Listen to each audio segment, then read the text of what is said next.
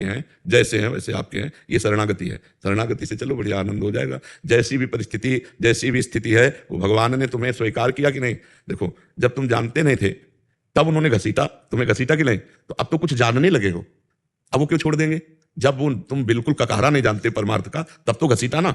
और अब तो कुछ कुछ जानने लगे हो, जैसे कि नाम क्या है, धाम क्या है, रूप क्या है, लीला क्या है, भगवान की उपासना क्या है, कैसे भगवत प्राप्ति की जाती है, क्या गलती है, क्या अच्छाई है, ये जानने लगे हो ना, तो वही तो जना रहे हैं। और हाँ, अगर ये किसी को अहंकार हो कि मैं भगवान के योग्य, तो कभी वो भगवान के योग्य नहीं हो सकता।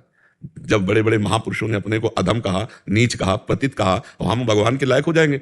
बड़े बड़े महापुरुषों ने कहा, हम तुच्छा परम अधमा प्राण हो गध कर्मा ये तन्नाम स्मृति महिमा हरीश वृंदावन से। ऐसे महापुरुष कह रहे, कहा मैं तुच्छ अधम मूड अपराध करने वाला, और कहा ये राधा नाम, बोले राधा नाम तो स्फुरित हो रहा है, तो वृंदावन की महिमा है, नहीं मेरे में कहाँ सामर्थ्य है। जो सामर्थ्यवान है वो ऐसा बोल रहे हैं, अपने लोग तो वास्तविक अधम है। तो अपने को चिंता नहीं करनी, चिंतन करना है। जो नाम मिल गया उसी को जप रहे हैं, जितना हम में सामर्थ्य है। मगर हम आप कहें बड़ी मस्ती से, शरणागति का मतलब होता है गोदनामा। गोदनामे का मतलब होता है तुरंत अरबपति बनना, नहीं होता। अरबपति ने अगर गोदनामे में ले लिया तो अरबपति बन गए कि नहीं बन गए। हम तो लक्ष्मीपति के दास है। अथाह अनंत महिमा जिनकी, अपने प्रभु की महिमा खूब गाओ, खूब सुनो, खूब नाम जप करो। ये जरूर सबके हृदय में रहता है बच्चा, क्योंकि भगवान अनंत महिमाशाली है ना। मतलब भगवान के समान कौन हो सकता है, भगवान के लायक कौन हो सकता है। विचार करो, भगवान के समान कौन हो सकता है, कोई नहीं। तो भगवान के लायक हम कहाँ हो सकते हैं, कहाँ भगवान और कहाँ हम देहाभिमानी जीव, भला भगवान के लायक कैसे हो सकते हैं। तो बस इतना ही है कि जब हृदय से पूछे तो यही आता है कि अब जैसे तैसे प्रभु के हैं, अब वो जैसे चला रहे हैं वैसे चल रहे हैं। वस्तुतः उनके ना हम लायक है और ना चलने लायक है। वस्तुतः सही बात ऐसी ही है, जैसे तुम्हारे हृदय में ना वैसे हमारे हृदय में, वैसे ही हर संत के हृदय में होगी। क्योंकि जब महान को देखो ना तब अपने असलियत समझ में आती है। तो प्रभु महान है, और जब अपने को देखो तो लगता है इतने महान के भला हम क्या हैं। तो बस यही दैन्यता भगवान को रिझाने के लिए काफी है कि मैं इसमें बनावट ना हो, तो भगवान इसी से रिझ जाते हैं। हाँ देखो, हनुमान जी महाराज कितने महान हैं, और जब राम जी से मिल रहे हैं, राम जी से, तो कैसे मिल रहे हैं। एक मंद में मोह, हाँ, कुटिल हृदय अज्ञान और पूज्य प्रभु मोह विसार्यो दीन बंध हो। ये हनुमान जी महाराज कह रहे हैं। एक हूं मैं, अपने को कह रहे हैं मंद, और जबकि ज्ञानी नाम अग्रगण्यम है, ज्ञानी नाम अग्रगण्यम, बुद्धिमताम वरिष्ठम है, और वो अपने को मूढ़ कह रहे हैं। मोह बस कह रहे, कुटिल कह रहे अज्ञान ही हृदय हूं। तो हनुमान जी क्या बनावटी हैं क्या, ये शब्द बनावटी थोड़ी नहीं। ज्ञान के भास्कर भगवान सामने जब विराजमान है, तो ये भक्त की जो दैन्य स्थिति होती है वो स्थिति है ये। जैसे गोस्वामी तुलसीदास जी महाराज, उनकी समानता कोई कर सकता है गोस्वामी जी की समानता। और कह रहे हैं, जो मैं अपने अवगुण कहूं बाढ़े कथा पार नहीं लाऊं, ताते मैं कछु अलप बखाने और थोड़े मोह समुझिए सयाने। अब विचार करो, गोस्वामी जी कहीं कहने, जब अगर हम अपने अवगुण लिखना चाहें तो हमारी कथा ही बढ़ जाएगी। जो मैं अपने अवगुण का बाढ़े कथा पार नहीं लाऊं, ताते मैं कछु अलप बखाने, थोड़े वर्णन करते, पर थोड़े मोह समझिए सयाने। दोनों इशारे दे दिए हैं कि अगर सयाने होंगे तो समझ जाएंगे क्या, कि जो राम जी का है उसमें अवगुण कैसे हो सकते हैं। जो राम जी का हो गया, जो राम जी का दासत्व स्वीकार कर लिया, उसमें सारे सद्गुण अपने आप विराजमान हो जाते हैं। भगवान के शरणागत को स्वयं प्रयास नहीं करना पड़ता सद्गुणों के लिए, अपने आप सद्गुण वर्ण कर लेते हैं। हृदय से शरणागत हो जाए, हृदय से। देखो, हम बार बार कहते हैं कि जिन्होंने राम नहीं उच्चारण कर पाए पूर्व अपने पाप कृत्य के कारण, वो मरा ऐसा करके भगवान के अवतार के पहले भगवान की लीला चरित्रों का अंकन कर दिया, और ब्रह्मा जी ने मोहर लगा दी। इतने महापुरुष त्रिकालज्ञ हो गए, जो पूरा नाम नहीं उच्चारण कर पा रहे हैं राम, वो पूरी भगवान की लीला चरित्रों को संस्कृत में लिख ले। ये नाम की महिमा नहीं, ये भगवान की शरणागति की महिमा नहीं, भगवान के आश्रय की महिमा नहीं। हाँ, तो इसलिए हमें विश्वास करना चाहिए कि अहिल्या जी ने क्या तप किया था। रघुनाथ जी अहेतु की कृपालु, पाषाण में वो क्या तप कर रहे हैं, अहेतु की कृपा करके परम पवित्र विश्ववंदनी बना दिया। भगवान जब पाषाण पर कृपा कर सकते हैं, पाषाण बनी हुई अहिल्या जी है, जब जड़ वृक्षों पर कृपा कर सकते हैं। यमलार्जुन ने कौन सा तप किया, अरे मदिरा पिए हुए खड़े थे, अमंगले आचरण थे, गंगा जी में अलकनंदा गंगा में मदिरा पान किए हुए और निर्वस्त्र और अप्सराओं के साथ। तो देवर्षि नारद जी ने तभी तो ये दंड दिया, जाओ तुम जड़वत खड़े रहे तो वृक्ष। भगवान सच्चिदानंद श्री कृष्ण का स्पर्श, दर्शन, संभाषण, ये सब प्राप्त हुआ कि नहीं प्राप्त हुआ। तो हमारे भगवान बहुत कृपालु हैं। तो हम जैसे भी हैं उनके हैं, उनकी कृपा से। क्योंकि जब उन्होंने कृपा की तो उनको अपना नहीं जानते थे, नहीं मानते थे। हम तो अपना संसार को मानते थे, संसार को जानते थे। उन्होंने संसार से घसीटा और सत्संग दिलाया, क्योंकि बड़े भाग पाइप सत्संगा बड़े भाग्य से सत्संग मिलता है, पर ये राम कृपा बिन सुलभ न सोई। भगवान की कृपा के बिना सत्संग नहीं मिलता। बिन सत्संग विवेक न होई, राम कृपा बिन सुलभ न सोई। तो भगवान ने कृपा करके जब हमको सभी बानक बना दिया, तो अब हैं जरूर नीच, हैं जरूर अधम, पर भगवान के हैं, इसमें कोई संशय नहीं। ये पक्का बना लो, इसी से कल्याण हो जाएगा। आश्रय से कल्याण होता है, क्रियाओं से कल्याण नहीं होता। अंदर का जितना आश्रय पुष्ट होता जाता है भगवान से, उतने आनंद की अनुभूति होने लगती है। अभिषेक जी, श्री हरिवंश महाराज जी, महाराज जी, कर्म बंधन से मुक्त जन्म कैसा होता है? अब बच्चा एक जैसे गुलाब जामुन पवावें हम इनको, पूछे कैसा है तो कहेंगे मीठा है, फिर पूछा जाए कैसा मीठा है, कहेंगे बहुत मीठा है। इसके बाद पूछा जाए कि बहुत मीठा कैसा है, तो उत्तर क्या होगा? खा के देख लो, नहीं होगा। तो जब तक बच्चा तुम कर्म बंधन मुक्त नहीं होगे, तब तक उसको कैसे जानोगे तुम? क्योंकि वो कोई बाहरी प्रक्रिया तो है नहीं, अंदर से अहंकार और कर्तृत्व भाव गया और फिर क्रियाएं हो रही। अब आप अहंकार और कर्तृत्व भाव से हो तो उसे कैसे जानोगे? पहले तुम हो मुक्त, कर्म बंधन युक्त, तब आप उसको समझ पाओगे।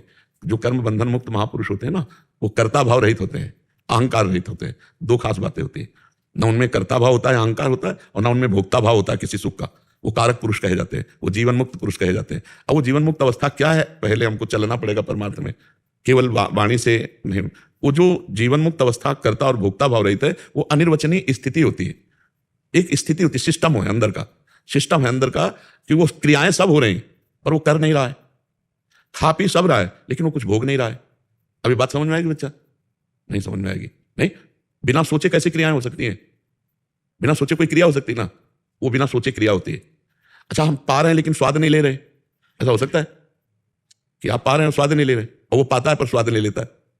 आपको भी ऐसी स्थिति का अनुभव कराने के लिए उस समय जैसे तुम्हारी कनपट्टी पे कोई गुस्सा में पिस्तौल रख दे और कहे चल खाएंगे, और सब खाने के बाद फिर प्यार से पूछे कि कैसा रहा, तो आपको गुस्सा आएगी कि तुम स्वाद की कह रहे हो, हमारे तो धक धक धक चित्तवृत्ति तो वही थी। तो जब चित्तवृत्ति वहां थी तो स्वाद नहीं ले पाया। तो चित्तवृत्ति जिसकी परमात्मा में है, उसको कर्ता और भोक्ता भाव ना होने के कारण वो कारक महापुरुष कहा जाता है, वो जीवन मुक्त महापुरुष कहा जाता है। अभी बड़ी बड़ी ऊंची स्थिति है, अपने लोग बच्चा है तो कैसे समझ पाएंगे? समझ रहे ना बच्चा जी? बाकी इसमें भी क्या दो जैसे एक तो आचार्य कोटि के महापुरुष होते हैं, एक गुरु कृपा से और महापुरुषों की कृपा से जो ज्ञान प्राप्त हुआ उससे कर्तापन का अभिमान भी नष्ट हो जाता है। हाँ बिल्कुल, एक अवतारी पुरुष होते हैं और एक अवतारी पुरुषों के शरणागत होते हैं। उनकी शरण में होकर उनके अनुसार चले, वो आते ही हैं, इसीलिए वो आते ही हैं हम लोगों का उद्धार करने के लिए। ये जो गुरुजन है, आचार्य महापुरुष जन है, बड़े जन है, ये आते ही हमारे कल्याण के लिए तो आए थे। तो हमारे कल्याण के लिए सब विधान बता गए, वैसे ही चले तो हम वैसे बन जाएंगे। कर्म जो बंधन है उससे हाँ वैसे मुक्त हो जाएंगे। कृपा पांडे जी नेपाल से। राधा वल्लभ श्री हरिवंश महाराज जी, आपके चरणों में दंडवत प्रणाम। महाराज जी, गुरु अनन्यता क्या होती है? विविध रसोपासक संत जनों से भेंट, उनके दर्शन, वार्तालाप एवं उनसे प्रेम करना, ये सब करना चाहिए। पर नाम जो गुरु जी ने दिया है वो जपना है, मार्ग जो गुरु ने बताया है उसमें चलना है। सत्संग सब संतों का करें, बातें सब संतों की सुने, उसमें कोई निषेध नहीं है। सब संत गुरुदेव हैं, व्यास हैं अपरिचित, सब संत भगवान गुरुदेव के स्वरूप हैं। लेकिन हम उपासना अपने गुरु प्रदत्त करेंगे। जो हमारे गुरु ने नाम दिया वही हम जीवन भर जपेंगे, जो गुरु ने मंत्र दिया वही मंत्र जपेंगे, जो गुरु जी ने इष्ट बताए हैं उन्हीं इष्ट का चिंतन करेंगे, जो गुरु जी ने पंथ बताया उसी पंथ पे चलेंगे। ये होती गुरु अनन्यता। सब संतों से मिलना, सब संतों की बातें सुनना, ये तो हमारा आहार है। सत्संग तो हमारा आहार है, संत दर्शन हमारा जीवन है। अब इसमें थोड़ी गुरु अनन्यता होती है कि अब हम किसी संत को प्रणाम ही नहीं करेंगे, किसी संत की बात ही नहीं सुनेंगे, नहीं तो गुरु अनन्यता। फिर ये तो मायाकृत बंधन है, ये मायाकृत है, भक्तिकृत नहीं है। भक्तिकृत है कि सब संत गुरुदेव हैं, गुरुदेव के समान सब संतों को प्रणाम करे, सब संतों का आदर करे, सब संतों की सेवा करे, सब संतों की सुने, पर चले करे वही जो अपने गुरुदेव कहते हैं। मार्ग वही जो गुरुदेव कहते हैं, मंत्र वही जपेंगे, नाम वही जपेंगे जो गुरुदेव, इष्ट वही जो गुरुदेव। बात सब, कोई सियाराम की बात कर रहा है, कोई राधे श्याम की बात कर रहा है, कोई शिव पार्वती की बात कर रहा है, सब कोई निराकार की बात कर रहा है, कोई साकार, सब भगवान की विभूतियां संत जन है, सबकी बात सुनेंगे, पर हमारे गुरुदेव ने जो हमें बताया वही मार्ग चलेंगे। ये होती गुरु अनन्यता। किसका प्रश्न है, समझ पा रहे हो आप? गुरु अनन्यता ये होती है कि गुरु की आज्ञा पर चलना और सब संतों का आदर सत्कार करना। भगवान कह रहे हैं सबरी जी से, सातों सम मुहिमय जग देखा, मोते अधिक संत कर लेखा। सातवीं भक्ति है मेरे को सब रूपों में देखना, लेकिन संतों को मेरे से भी बढ़ करके देखना। अगर हम गुरु अनन्यता में कहीं संतों की अवहेलना कर दी तो अपने गुरु जी से भी चले जाएंगे, अपने गुरु जी की निष्ठा से भी चले जाएंगे। इसलिए हम सब संतों की चरण धूलि माथे पे, सब संतों को प्रणाम, अवसर मिले सब संतों की सेवा और अपने गुरु के अनन्य रहना, अर्थात नाम मंत्र उपासना गुरुदेव वाली, जो गुरुदेव ने कहा है। हम बोले राधा, अगर राम उपासक हो तो आप उसे तुरंत राम नाम में ले जाओ, कि जैसे इनकी राधा नाम में निष्ठा है वैसे हमको राम नाम में निष्ठा प्राप्त हो, ऐसा भाव करना चाहिए। जैसे संत जन है अपने अपने इष्ट की जय बोलते हैं तो हम उसी समय अपने इष्ट में आ गए। वो जैसे बोले कि सिया राम की तो हम बोलेंगे अंदर से राधे श्याम की जय। जैसे इनकी सिया राम में प्रीति है वैसे हमारी राधे श्याम में प्रीति हो। संतों के संग से हमारी इष्ट निष्ठा पुष्ट होती है, हमारी इष्ट निष्ठा घटती नहीं है। आज तक हमने देखा है संतों के संग से कभी इष्ट निष्ठा में फर्क नहीं पड़ा, और फर्क पड़ गया तो साधना क्या, तो फिर साधना का फर्क मतलब क्या रह गया? अपने इष्ट में परम निष्ठावान रहना, और इष्ट वही जो गुरुदेव ने दिए हैं। जी गुरजोत जी देहरादून से। महाराज जी आपके चरणों में कोटि कोटि प्रणाम। महाराज जी गुरु रामदास जी के प्रकाश उत्सव की बहुत बहुत बधाई हो आपको। महाराज जी शुभ कर्मों का फल नाम जापक को मिलता है। महाराज जी नाम तो संपूर्ण है, नाम जप नहीं करते हुए नहीं, शुभ अब कर्म- यहाँ शुभ और अशुभ दोनों कर्म होते हैं, तो नाम जापक के शुभ और अशुभ दोनों कर्मों का नाश करता है नाम। नहीं तो शुभ कर्म उसे फंसा देंगे ना, भोग ही भोग तो मिलेंगे संसारिक सुख, तो फंस जाएगा। तो शुभ अशुभ दुर्ग विध्वंस बल तब जयति जयति जग उच्चर है। शुभ और अशुभ मतलब पुण्य और पाप दोनों को नाश करके नाम दिव्य आनंद प्रदान करता है, क्योंकि पुण्य अधिक से अधिक आपको स्वर्ग तक ले जाएंगे, पाप अधिक से अधिक नरक तक ले जाएंगे, और पाप और पुण्य दोनों का नाश हो गया तो परमेश्वर की प्राप्ति होती है। इसलिए नाम जापक को सुख और दुख दोनों पर ध्यान नहीं देना चाहिए, दोनों को सह जाना चाहिए। दुख आवे तो सह जाए, सुख आवे तो सह जाए। सुख सहने का मतलब अहंकार न करे, फूले ना, और दुख आवे तो प्रभु को भूले ना, उनके स्मरण में मगन रहे। तो उसका शुभ और अशुभ दोनों जब नष्ट हो जाएंगे तब वो भगवत प्राप्त होता है। इसलिए उपासक को, नाम जापक को केवल शुभ का फल मिलता है, ऐसा कहने में त्रुटि हो जाएगी। जी कथा महाराज जी नाम तो संपूर्ण है, नाम जप करते हुए शुभ कर्मों से नाम जापक की स्थिति कैसे ऊंची होती है? नष्ट हो जाते हैं ना। जैसे मानो अगर हम उसको स्थूल रूप में समझाएं तो जैसे आपके पास शुभ कर्मों के अनुसार से रुपया आ गया, शुभ कर्मों के पुण्य के अनुसार से आ गया, तो आप क्या करोगे? लंगर चलाओगे, साधु महात्माओं की सेवा करोगे, जीव की सेवा करोगे, क्योंकि भक्त हो। और उसका भोग थोड़ी करोगे कि चलो चलते हैं दूसरे देशों में चलते हैं और मनोरंजन कर, ये तो नहीं करोगे ना। भक्त हो तो शुभ को इस तरह से कि जो रुपया आया है, कुछ गौ सेवा हो जाती है, संत सेवा हो जाती है, गरीबों की सेवा हो जाती है, बीमारों की सेवा हो जाती है। आपका दिमाग चलेगा, क्योंकि आप परमेश्वर के जन हो, तो उसी से कि लंगर चलवा देते हैं, सबको भोजन पवा देते हैं, गरीबों को कपड़ा बंटवा देते हैं, औषधि बंटवा देते हैं, तो आपने शुभ का भोग नहीं किया। तो अशुभ, आपको भारी विपत्ति दुख आ रही, अब आप किसी से सहयोग नहीं ले रहे, एकमात्र परमेश्वर के अधीन, जैसे तेरा किया मीठा लागे।